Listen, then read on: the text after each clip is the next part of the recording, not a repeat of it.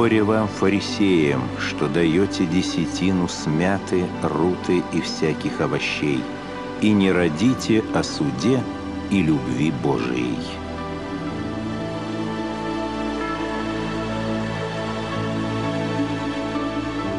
Апостольский собор в Иерусалиме.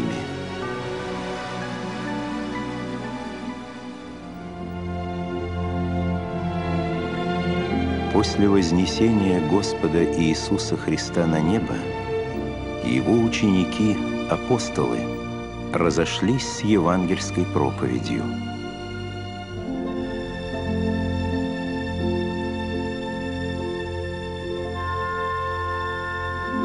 В первую очередь учение Христово распространялось среди иудеев. Но некоторые из апостолов стали проповедовать божественное слово и язычникам. Когда уже многие из них уверовали, между христианами возникли разногласия. Как повествуется в книге «Деяний святых апостолов», некоторые пришедшие из Иудеи учили братьев: «Если не обрежетесь по обряду Моисееву, не можете спастись». Христиане из иудеев стали утверждать, что обращенные из язычников должны строго соблюдать обрядовый закон Моисеев. По их мнению, язычники, прежде чем стать христианами, должны быть обрезаны.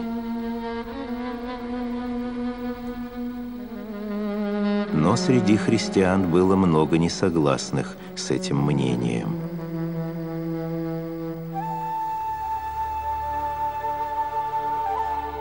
Возникший спор грозил церкви разделением. Антиохийские христиане обратились к находившимся в Иерусалиме апостолам и пресвитерам, а те решили собраться для рассмотрения этого вопроса.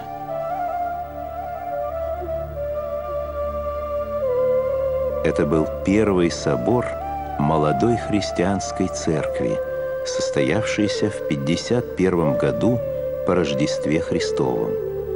Он вошел в историю как апостольский собор. На соборе с речью выступил апостол Петр. Он сказал, что был первым, кто по повелению Божию проповедовал язычникам, и Господь, очистив сердца их верой, даровал им Святого Духа, как и нам. Что же вы ныне искушаете Бога, желая возложить на вы учеников иго, которого не могли понести ни отцы наши, ни мы? Но мы веруем, заключил свою речь апостол, что благодатью Господа Иисуса Христа спасаемся, как и они. Речь Петра произвела глубокое впечатление на собравшихся. Однако, как показывает дальнейшая история церкви, лжеучение иудействующих не было искоренено сразу и еще долго волновало Церковь Христову. Но здесь, на собрании, оно было побеждено словами Петра, и поборники учения затихли. В подтверждение слов Петра апостолы Павел и Варнава рассказали собравшимся о знамениях и чудесах, которые Бог сотворил через них среди язычников во время их миссионерского путешествия. Завершающую речь произнес на соборе апостол Иаков. Ему, как предстоятелю Иерусалимской церкви, и вместе с тем, как председателю собора, принадлежало последнее слово. Бог первоначально презрел на язычников, чтобы составить из них народ, во имя свое. Ведомы Богу от вечности все дела Его. Посему я полагаю не затруднять обращающихся к Богу из язычников, сказал апостол.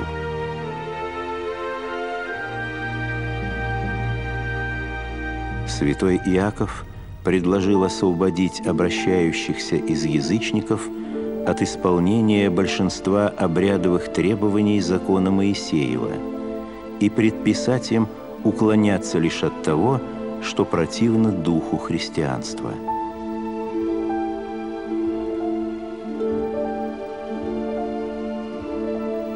Уверовавшие язычники должны были воздерживаться от оскверненной идолами пищи, то есть от вкушения мяса языческих жертв, приносимых идолам, от блуда, то есть сладострастия во всех его видах, требование особенно важное, потому что грех этот был самым распространенным в языческом греко-римском мире.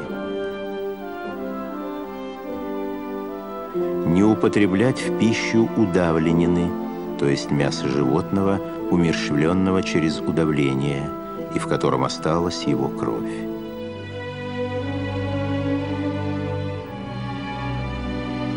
Последним требованием к христианам из язычников было не делать другим того, чего они не желают себе. Предложение святого Иакова было единогласно принято апостолами, пресвитерами и всем обществом. Резолюцию собора изложили письменно и, запечатлев словами «Изволися Духу Святому и нам», послали с доверенными лицами Силой и Иудой в Антиохию. Туда же направились апостолы Павел и Варнава.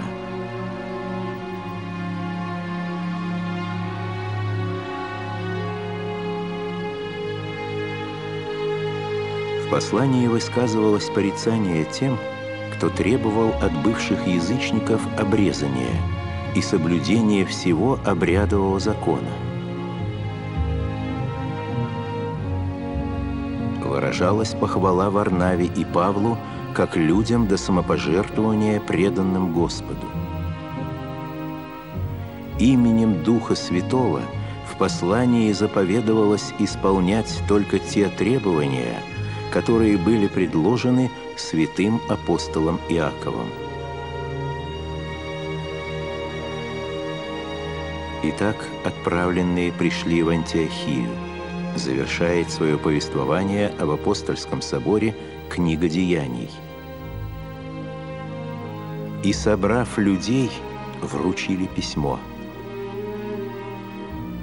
Прочитав его, антиохийские христиане возрадовались о сем наставлении. Иуда и Сила преподали наставления братьям и утвердили их в истине. Сила остался в Антиохии, а Иуда возвратился в Иерусалим. Павел же и Варнава продолжали свое благовестие в Антиохии.